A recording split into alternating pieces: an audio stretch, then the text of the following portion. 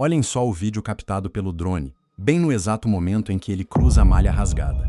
As 23:52 estão marcadas no canto inferior da tela.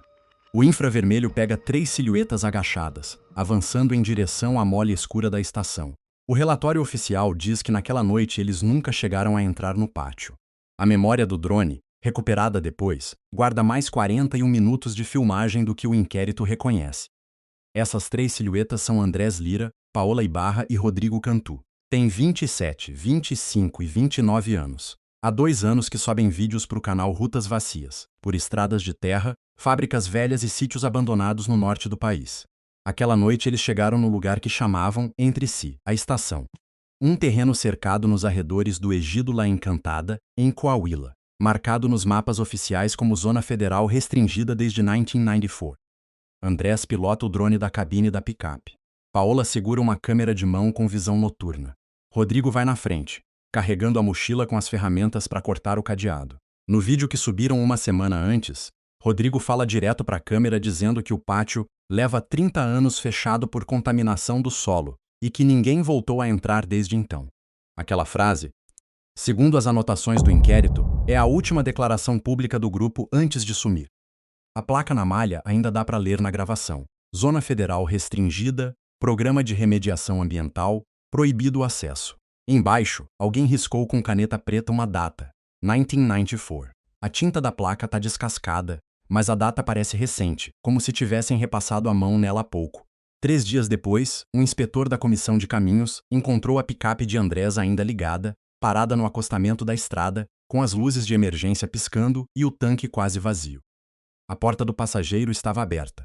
Dentro, em cima do banco, alguém tinha deixado os 3 celulares, empilhados um em cima do outro, todos desligados. Os corpos foram encontrados no dia seguinte, dentro do pátio, separados entre si por mais de 300 metros. Cada um num ponto diferente do terreno. Nenhum perto da estação principal. O laudo preliminar de necropsia fala de exposição prolongada e desidratação grave.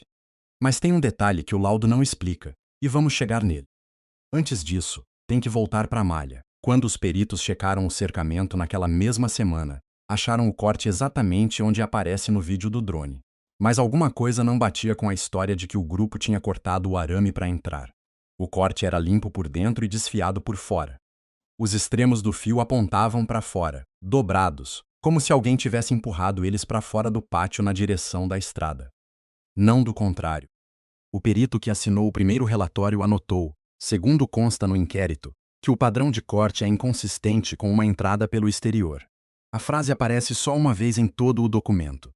Depois dessa linha, o resto do relatório descreve o corte como se Andrés, Paola e Rodrigo tivessem cortado o arame para entrar. Ninguém mais voltou a mencionar a direção do fio tem mais na gravação do drone. Algo que Andrés nunca viu, porque estava olhando a tela do controle, não o céu. No minuto 9 do metragem recuperado, enquanto o drone voa sobre o pátio para localizar a entrada principal da estação, aparece uma quarta figura. Ela anda a uns 40 metros de Paola e Rodrigo paralela, pela linha de árvores secas que limita o terreno. Parece um macacão de trabalho daqueles que usavam em fazendas há 30 anos. Não se aproxima do grupo, não se afasta. Anda no mesmo ritmo deles, como se estivesse acompanhando em outro corredor. Ninguém do grupo menciona aquilo no áudio. Ninguém vira para aquela direção. A figura aparece e some 3 vezes em ângulos diferentes do sobrevoo, sempre na mesma distância, sempre com o mesmo passo. A análise forense do vídeo, pedida meses depois pela família de Paola, conclui que não é sombra, reflexo nem artefato de compressão. É uma pessoa. Andando aquela noite, em algum momento entre as 23:52 e a madrugada, mais alguém estava dentro do pátio. E andava no mesmo ritmo exato de 3 pessoas que não sabiam que estavam sendo acompanhadas. Para entender o que aconteceu depois, precisa entender o que era a estação. O pátio funcionou entre 1968 e 1994 como Centro Experimental Agrícola, ligado a um programa federal de sanidade vegetal. Lá testavam compostos para tratar sementes e controlar pragas antes de liberar para o uso comercial. Tinham 15 a 20 pessoas trabalhando, quase todas do próprio Ejido. A estação tinha dormitórios para o pessoal que fazia plantões longos nas temporadas de teste, um laboratório, 2 bodegas de armazenamento e um prédio administrativo de 2 andares, que é o que aparece ao fundo na gravação do drone. Em 1994, a estação fechou do dia para a noite. A versão que circula no Egito, e que repete a placa, é que descobriram contaminação do solo pelos compostos de teste, e o governo selou o pátio por segurança. Essa versão aparece em pelo menos 2 relatórios ambientais arquivados. Mas nenhum documento daqueles 2 especifica qual composto derramou, em que quantidade nem em que data exata o que sim aparece. Numa ata de pessoal datada de 14 de novembro de 1994, é uma lista de 14 trabalhadores, demitidos por realocação. A lista tem nomes completos, números de matrícula e um carimbo de recebido. 13 desses nomes aparecem depois em outras folhas de pagamento, em outros municípios, com datas de alta que batem quase exatamente com a baixa da estação. O 14 nunca mais aparece em nenhum documento posterior. O nome é Elígio Bautista Cano. Tinha 41 anos. Vamos voltar para o Elígio. Mas antes temos que continuar com Andrés, Paola e Rodrigo, porque a noite ainda não acabou para eles. O próximo bloco de metragem que se recuperou não veio do drone. Veio da câmera de mão de Paola e corresponde aos primeiros minutos dentro do prédio administrativo. A porta principal, conforme aparece no vídeo, não estava trancada. Estava aberta para dentro, com o batente arrebentado de um lado, como se alguém tivesse forçado ela para fora, não para dentro. Rodrigo comenta no áudio. Isso não estava assim nas fotos antigas que eu achei. Ninguém responde. Dentro, o corredor principal conserva os armários de metal alinhados contra a parede, ferrugentos, com as etiquetas ainda legíveis em alguns gavetões. Pessoal, produção, incidentes. Paola foca a câmera para o gavetão de incidentes. Ele está aberto uns centímetros, só o suficiente para ver a ponta de uma pasta saindo. É aqui que entra o primeiro micro-hook da noite, mesmo que eles ainda não saibam. Aquela pasta tem uma data no lombo, escrita à mão. Outubro de 1994, um mês antes da baixa dos 14 trabalhadores. Paola não encosta. A câmera continua passando para o fim do corredor, onde tem uma escada que sobe para o segundo andar. E aqui aparece a terceira incógnita do caso, a que demorou mais para sair à tona. Quando recuperaram os celulares da picape, os 3 estavam desligados, mas com bateria suficiente para ligar no laboratório da polícia. No celular de Rodrigo, tinha um arquivo de vídeo gravado às 3h14 da madrugada do dia seguinte. Ou seja, um dia depois que, segundo a linha do tempo oficial, os 3 já estavam mortos ou agonizando dentro do pátio. O arquivo dura 6 minutos, não tem imagem. A tela está completamente preta. Mas o áudio registra uma respiração lenta, e depois uma voz que não é de Rodrigo, nem de Andrés, nem de Paola. Uma voz de homem mais velho, que repete, com pausas longas entre cada frase, a mesma palavra, Elígio. 5 vezes. Depois silêncio até o fim do arquivo, o laudo de áudio não conseguiu identificar a voz. Também não conseguiu explicar como surgiu um arquivo de vídeo com metadados daquela data e hora. Se o celular, segundo os registros da operadora, já tinha mais de 12 horas, sem sinal e sem movimento. Fica com aquela palavra. Vamos voltar para ela. De volta no prédio, Paola, Andrés e Rodrigo sobem para o segundo andar. O corredor de cima dá para os dormitórios do pessoal. As portas dos quartos estão numeradas de 1 a 14. 13 delas estão abertas, os catres ferrugentos, os colchões podres, janelas quebradas com o vidro para dentro. A porta número 14 está fechada. E, diferente das outras, não tem camada de poeira na maçaneta. Rodrigo chega perto, coloca a mão na maçaneta, e nesse exato momento o áudio do vídeo capta um barulho que vem de baixo, da planta de baixo, do corredor onde ficou o gavetão aberto. É um som metálico, curto. Como gaveta se fechando, os 3 ficam paralisados. André sussurra. A gente desce para ver? Ninguém responde na hora. 15 segundos depois, no vídeo, se ouve Paola dizer: alguém mais está aqui. Essa frase é a última que se identificou com clareza em toda a gravação. A partir daí, o áudio fica irregular, com cortes e trechos de estática que os peritos atribuíram à interferência, sem conseguir explicar a causa. O que o grupo não sabia, e que o espectador já começa a desconfiar, é que o corte do arame não foi a entrada de 3 pessoas num pátio vazio. Foi, segundo tudo que aponta o inquérito até aqui, a saída de algo que estava dentro há 30 anos. Esse detalhe ia importar mais tarde. Por enquanto, Rodrigo abre a porta 14. Dentro, o quarto é diferente dos outros. Não tem catre, não tem colchão. Tem uma mesa de madeira, uma cadeira e, em cima da mesa, uma lâmpada a gás ainda com combustível, segundo a análise posterior. A cadeira está virada de frente para a parede, não para a porta, como se alguém tivesse ficado sentado ali, olhando para a parede, o tempo todo. Na parede, na altura dos olhos de quem senta, tem 14 marcas feitas com algo pontiagudo. 13 agrupadas num bloco, em pares, como se tivessem feito com calma, uma por mês durante mais de um ano. A 14 tá sozinha, separada das outras por quase meio metro, e é mais fundo que o resto, como se tivessem feito com mais força. Ou mais pressa. Paola chega perto para contar as marcas em voz alta. Chega na número 13 sem problema. Quando chega na 14, a voz dela no áudio corta no meio da palavra. É terça-noite. Até quinta, 2 pessoas mais no Egido iam relatar algo parecido com o que está prestes a acontecer dentro daquele quarto, mesmo que nenhuma delas soubesse ainda o que tinha acontecido na estação. Vamos voltar um pouco para o Elígio Bautista Cano, porque a história dele e a do quarto estão mais próximas do que parecem. Pela ata de pessoal de 1994, Elígio trabalhava na estação há 18 anos. Morava ali mesmo, no quarto número 14, porque o turno dele incluía os plantões noturnos dos lotes experimentais. Um colega de trabalho, entrevistado anos depois para uma reportagem local que nunca, mas cujas anotações foram guardadas, lembrava que Elígio ficava horas olhando a parede do quarto, como se estivesse contando algo, e não gostava que ninguém entrasse. O mesmo colega disse que, na semana antes do fechamento da estação, Elígio parou de comparecer nos roll calls, mas ainda aparecia perambulando pelos corredores à noite, com a luz da lâmpada acesa no quarto. Quando a administração mandou alguém buscar ele, a porta 14 estava fechada por dentro e ninguém respondeu. 3 dias depois, chegou a ordem de fechamento do pátio e a lista dos 14 realocados. Ninguém mais entrou naquele quarto. Até aquela noite. No vídeo de Paola, depois do corte de áudio, tem 18 segundos de imagem sem som. A câmera, que estava na mão deles, aponta para o chão, para os pés dos 3. E ali, no pó do chão, aparece algo que não estava quando entraram. Pegadas. 4 conjuntos de pegadas.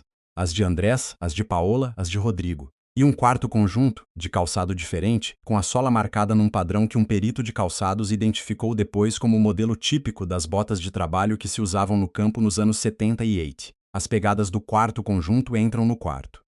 Mas não saem. É aqui que o espectador, se estiver prestando atenção, acha que já entendeu tudo. Acha que a estação está habitada por algo ou alguém que nunca saiu, que Elígio nunca saiu daquele quarto em 1994 e que os 3 jovens acordaram ele sem saber. Essa leitura faz sentido.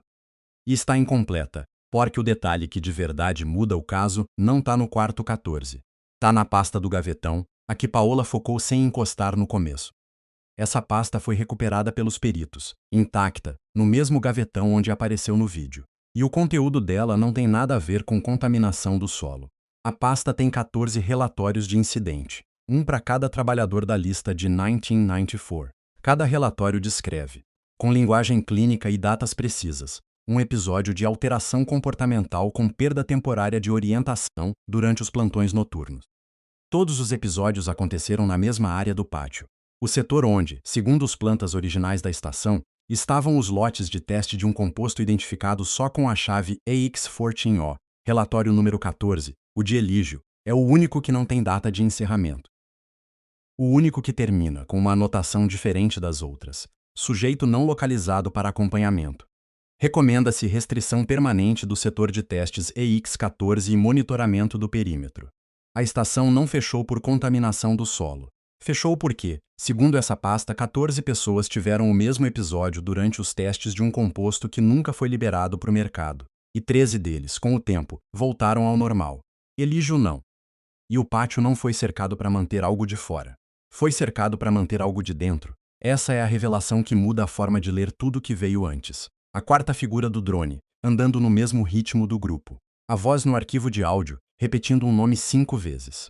O corte do arame, dobrado para fora. O quarto 14, com a cadeira virada para a parede e as marcas contadas uma por uma durante 30 anos. Mas essa revelação, como toda revelação real nesse caso, abre algo maior do que fecha. Porque se Elígio Bautista Cano está dentro do pátio há 30 anos, contando os dias numa parede, o que foi exatamente que cruzou a malha naquela noite, e andou junto com Andrés, Paola e Rodrigo durante 9 minutos de metragem, antes de eles chegarem no quarto 14, as pegadas que entraram no quarto e não saíram, são do mesmo padrão de bota que aparece, segundo a análise de calçados, em outro ponto do pátio. O setor dos lotes CX14, a quase 400 metros do prédio administrativo. Lá, os peritos acharam, meio enterradas, um par de botas de trabalho. Vazias. Com o couro ainda rígido, sem marcas de 3 décadas de intempérie. A partir daí, o que se sabe do caso fica mais escasso, não mais claro. Os 3 corpos, lembrando, foram encontrados separados entre si por mais de 300 metros, cada um num ponto diferente do pátio, nenhum perto da estação principal. O laudo de necropsia fala de exposição e desidratação. Mas tem uma coincidência que o laudo menciona só de passagem, numa linha, sem desenvolver. Os 3 corpos apresentavam, na base do crânio, uma marca circular idêntica, de aproximadamente 2 centímetros de diâmetro, sem sinais de infecção nem de objeto perfurante. O perito a descreveu como compatível com pressão sustentada, origem indeterminada. 3 pessoas, separadas por centenas de metros, encontradas com a mesma marca, no mesmo ponto exato do corpo tem mais. Algo que quase ninguém do inquérito se deu ao trabalho de explicar, porque para então já tinham fechado o caso como exposição acidental em zona de risco. Os 3 corpos, apesar da distância entre eles, foram encontrados com a cabeça orientada na mesma direção. Para o prédio administrativo. Para o quarto 14, como se os 3, em algum momento entre a noite de terça e a manhã em que foram achados, tivessem ficado olhando para esse ponto do pátio, sem se mexer, até o fim. O Egido de La Encantada não fala muito do assunto. Quem pergunta pela estação recebe respostas curtas, olhares que desvia para outro lado e quase sempre a mesma frase. Isso já ninguém toca. Uma senhora vizinha desde os anos 70 aceitou falar, só se não dar o nome. Disse que criança ouvia os trabalhadores da estação contar que, nas noites de plantão, se ouviam passos iguais do lado de fora das janelas, como de alguém que andava no mesmo ritmo que só para fazer companhia. Disse também que o avô dela, que trabalhou lá antes do fechamento, nunca mais contou nada depois de 1994. Ficou como Elígio, disse, contando algo que ninguém mais via. Até hoje, o pátio continua cercado. A malha foi consertada depois da descoberta dos 3 corpos. Mas segundo uma visita recente ao lugar, tem um trecho, do lado oposto onde o grupo usou, onde o arame volta a ficar dobrado para fora. Ninguém reportou o estrago à dependência federal responsável. A pasta com os 14 relatórios de incidente foi transferida para um arquivo regional como parte da investigação. A localização atual, segundo a última atualização do inquérito, aparece como em processo de digitalização. Uma legenda que, segundo os registros internos consultados, não muda há mais de 2 anos. O arquivo de áudio do celular de Rodrigo, o de 6 minutos de tela preta e a voz repetindo um nome 5 vezes, foi entregue à família junto com o resto dos pertences. A família, até onde se sabe, não fez público. Uma pessoa próxima deles, que pediu para não ser identificada, mencionou que ouviu o arquivo só uma vez, e que depois da 5ª vez que a voz diz Elígio, bem antes do fim do arquivo, dá para ouvir mais. Algo muito baixo. Uma segunda voz, muito mais jovem, que responde. Essa parte nunca foi analisada por nenhum perito oficial. O que se sabe é isto. 3 pessoas cruzaram uma malha que estava fechada há 30 anos, sem saber que o corte pelo qual entraram não apontava para dentro. O que segue sem explicação oficial é quem, ou o que, estava do outro lado esperando há 30 anos, contando os dias numa parede, e o que foi exatamente que saiu naquela noite, andando no mesmo ritmo deles, enquanto 3 pessoas gravavam tudo sem perceber que já não estavam sozinhas. Se um dia você passar perto de um pátio cercado, com uma placa desbotada e uma data riscada com caneta fresca, não precisa cruzar a malha para entender que certas zonas não se fecham para nada entrar. Este relato é fictício.